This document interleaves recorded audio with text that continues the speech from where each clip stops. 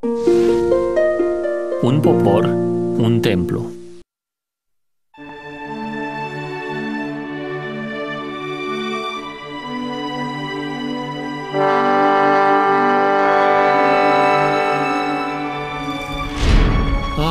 S-au deschis porțile în sfârșit.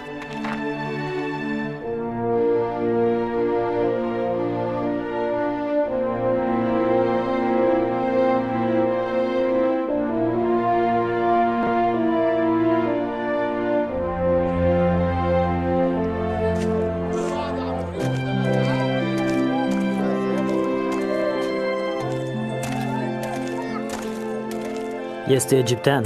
A călătorit 2 zile pe cămilă ca să ajungă până aici. Bine ai venit, frate! Cum a fost călătoria? Sper că nu ai întâmpinat probleme. Am avut o călătorie plăcută. Văd că afacerile înfloresc aici. Ar putea să fie și mai bine. Întotdeauna există loc de mai bine. Bătrânii spun că piața de acum din Ierusalim este mai bună decât cea din vechiul Ierusalim. Poți să faci afaceri productive.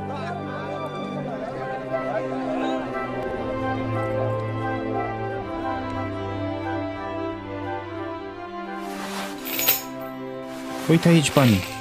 Hainele din Persia și din Damasc pe care mi le-ai trimis s-au vândut în câteva zile. Aș fi fost surprins dacă nu s-ar fi vândut pentru că erau foarte frumoase. Acum am arme cu diamante pe ele și ceva covoare persane. Le-am oprit special pentru tine, să mergem să le luăm. Pocăiți-vă! Pocăiți-vă! Cine este omul care strigă? Este Hagai, un profet. Pocăiți-vă! Pocăiți-vă! Pocăiți-vă!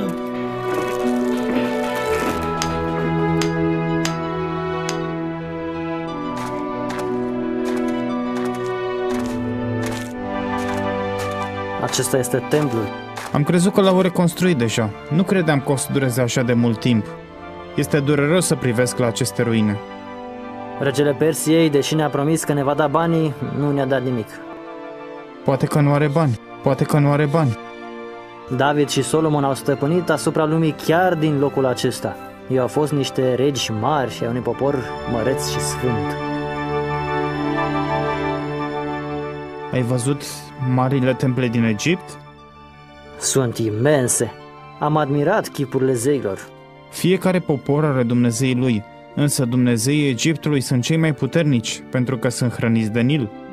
Poate, dar marii zei Egiptului sunt din piatră, nu-i așa? Care este diferența dintre dumnezeii voștri și ai noștri? Fiecare popor are dumnezeii lui. Dumnezeul nostru nu este din piatră. Nimeni nu îl poate sculpta. El este invizibil și puternic, creatorul cerului și al pământului. Ce folos ai un Dumnezeu care nu poate fi văzut? Poți să-mi spui de ce Dumnezeul vostru nu a scăpat templul de la distrugere?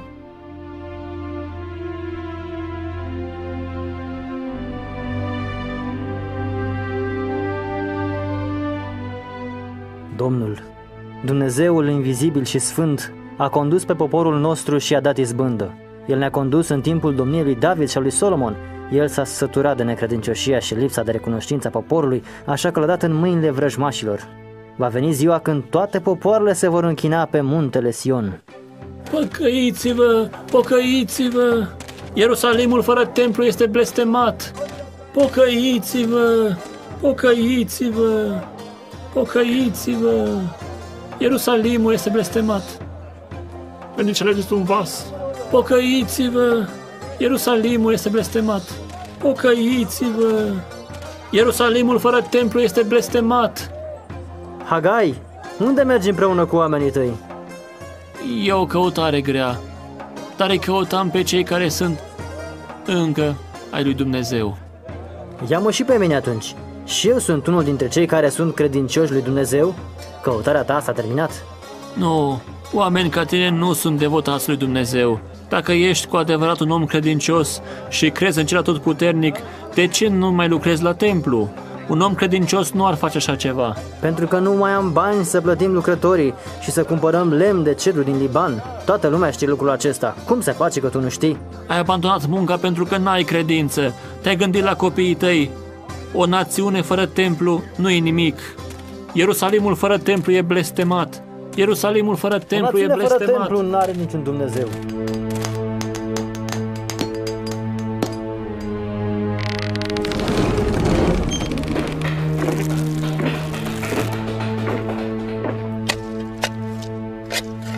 ai milă de păcatele noastre, binecuvântat să fie numele Tău. Ajută-ne, Doamne! Pocăiți-vă, pocăiți-vă, pocăiți-vă! Voi cei care vă rugați lui Dumnezeu, întoarceți-vă la Dumnezeul vostru. După ce Șeșba țara a devenit Zorobabel, pentru noi nu s-a schimbat nimic. Încă mai așteptăm un răspuns de la el. Unde sunt banii pe care ne-a promis când eram sclavi în Babilon? Cine i-a luat? Hagai are dreptate. Să mergem la rege. Să mergem la rege. Voi sunteți copiii devotați ai lui Dumnezeu. Voi îl iubiți cu adevărat. Să mergem. Ierusalimul fără templu e blestemat. Ierusalimul fără templu e blestemat. Acel om este nebun. În regatul lui Israel, mulți oameni s-au născut, așa cum este acesta. Se părea că sunt nebuni, însă au condus pe poporul Israel în numele lui Dumnezeu. Ierusalimul fără templu e blestemat. Ierusalimul fără templu e blestemat. Ierusalimul e blestemat. Ierusalimul e blestemat.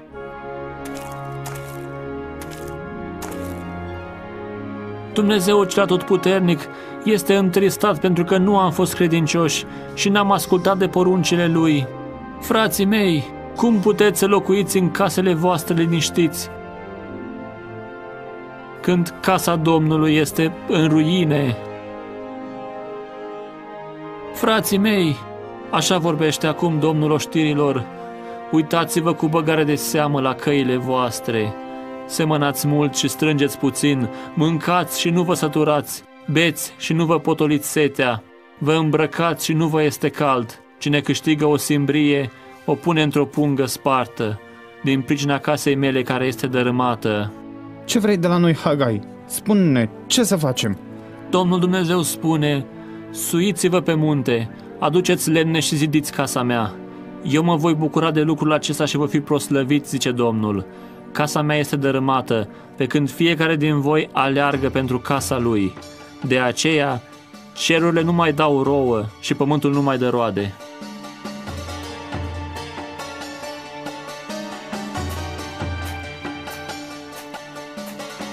Avem nevoie de templul sfânt. Când îl vom avea iar belșug.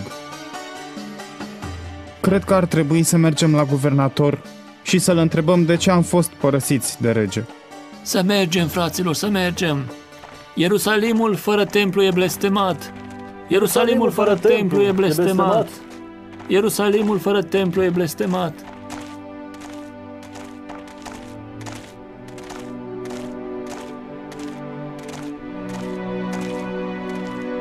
Opriți-vă! Ce doriți?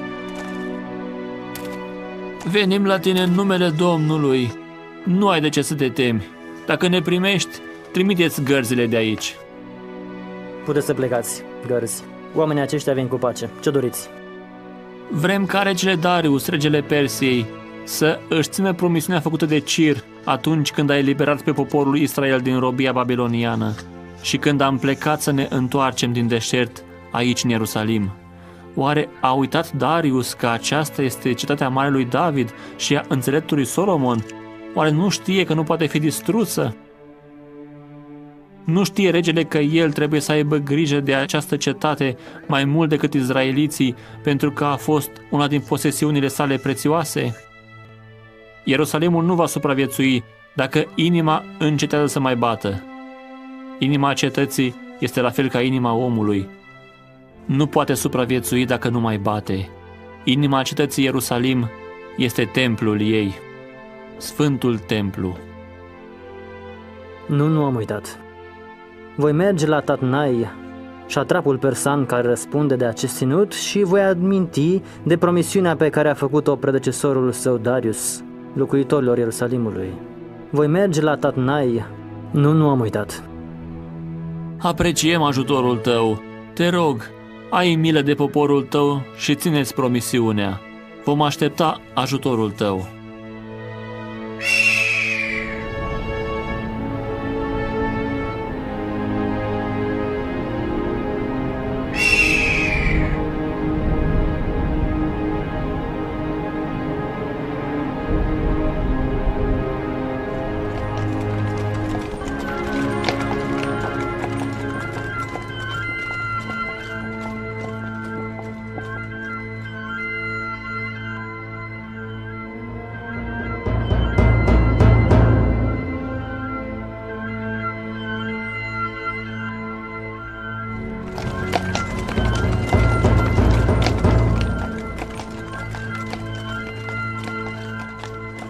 Cine este prințul acela cu mulți oșteni?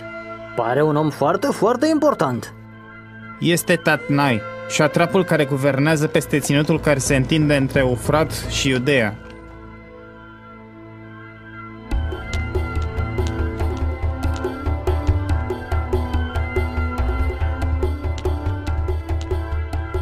Te rog să te ridici, Tatnai.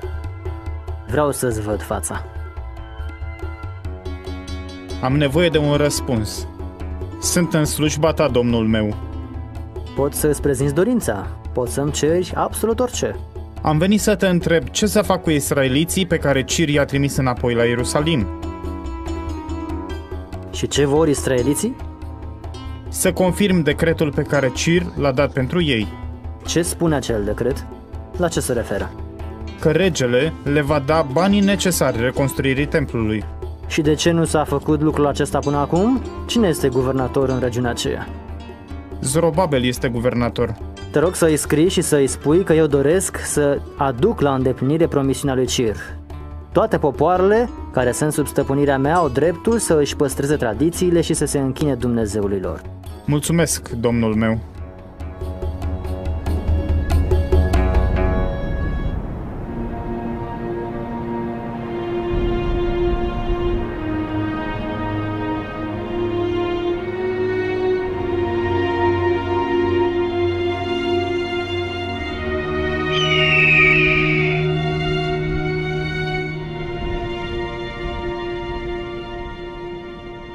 Sute de care, încărcate cu lemn prețios și cu marmură, s-au îndreptat către Ierusalim după porunca lui Darius.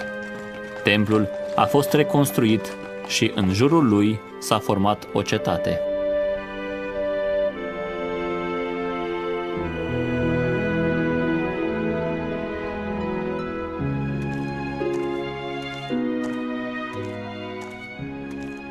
Au trecut ani. Oamenii se închinau în noul templu al lui Dumnezeu și au promis că vor asculta de lege. Ei și-au găsit iarăși identitatea.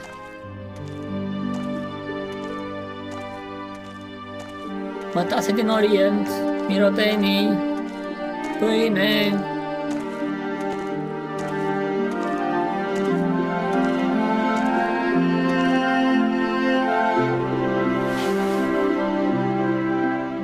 Îmi fac milă de Ierusalim, spune Domnul. Îmi voi reconstrui o casă acolo pentru că voi alege Ierusalimul ca locuința mea. Mă voi întoarce în Sion și Ierusalimul va fi numit Cetatea Adevărului, muntele oștirii Domnului, muntele cel sfânt. Eu voi fi Dumnezeul lor. Acestea sunt cuvintele Celui Atotputernic.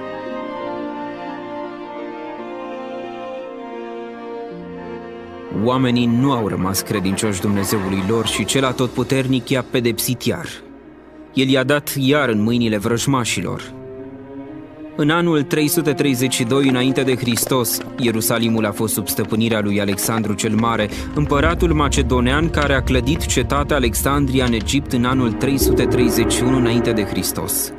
Imperiul lui Alexandru cel Mare a fost împărțit între cei doi generali ai lui după moartea lui în anul 323 înainte de Hristos. Seleuc a luat regiunea de est și Ptolomeu a luat teritoriile din vest. Ptolomeu și-a întemeiat capitala la Alexandria și și-a extins teritoriul în Iudeea, prin urmare asupra Ierusalimului. În ciuda stăpânirii macedoneanului Ptolomeu și a urmașilor lui, templul cu serviciile preoților a continuat să existe și să însuflețească pe evrei în timpul colonizării. Mulți artizani și meșteșugari au venit în Iudeea în timpul colonizării grecești. Închinarea la Dumnezeu a continuat în aceste colonii pentru că rabinii au construit sinagogi pretutindeni. În timpul acela, limba de circulație era limba greacă și mulți dintre izraeliți locuiau în cetăți grecești. La cererea lui Ptolemeu Filadelful, succesorul lui Ptolemeu, în jurul anului 250 înainte de Hristos, marele preot Eliazar a trimis 72 de traducători la Alexandria. Acești oameni au început să traducă în limba greacă scriptura iudeilor, pe care o cunoaștem azi ca fiind Biblia. Acea traducere este cunoscută sub numele de Septuaginta, care înseamnă 70.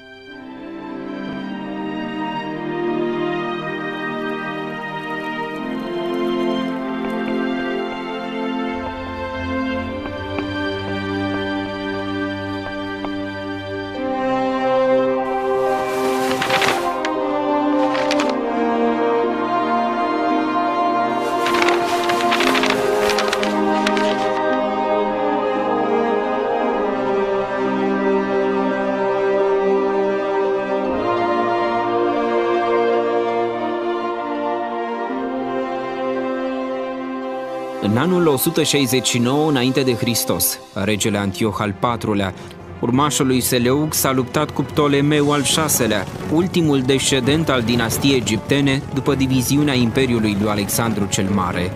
El s-a hotărât să îl atace pentru că armata lui era mai puternică decât a lui Ptolemeu. Ierusalimul a fost încercuit.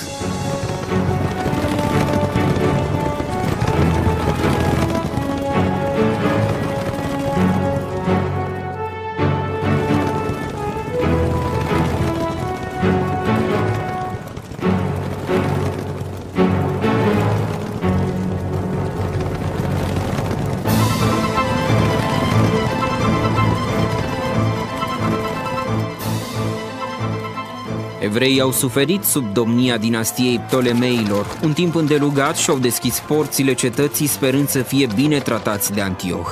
Situația însă s-a înrăutățit pentru că Antioh a vrut să pună stăpânire nu doar pe comerțul cetății, ci și să impună alte credințe izraeliților.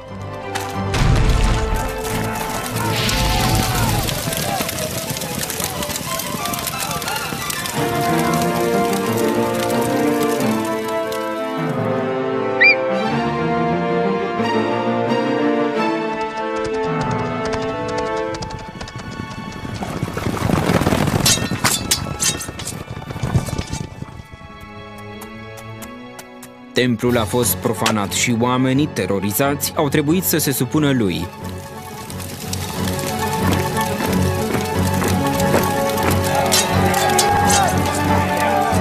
Apoi a avut loc o revoltă împotriva regelui Antioh, revoltă condusă de fiii marelui preot Matias. Ea a fost numită Revoluția Macabeilor, după numele fiului cel mai mare al lui, care se numea Macabeu. Numele lui înseamnă ciocan în limba ebraică. În anii următori au fost supuși multor provocări și loviți de sărăcie. Ținutul peste care domniseră David și Solomon a fost devastat de armate.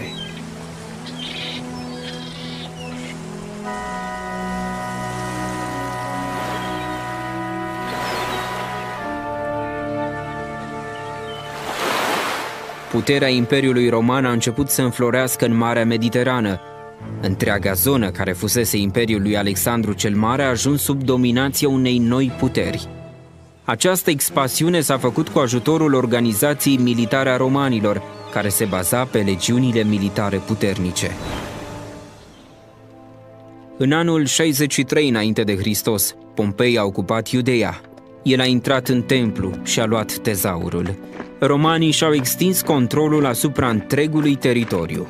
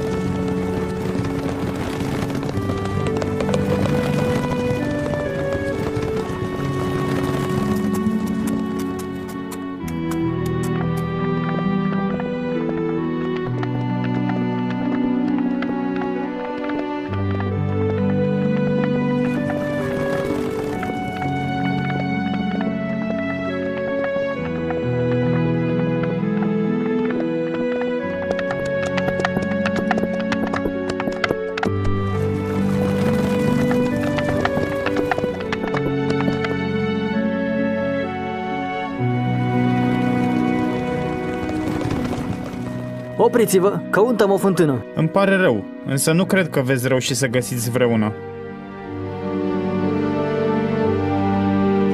Condune la o fântână sau te voi ucide? Nu e nevoie să scoți sabia. Copiii lui Dumnezeu nu refuză să dea apă nimănui, nici măcar vrăjmașilor. Nu e nevoie să scoți sabia. Veniți cu noi.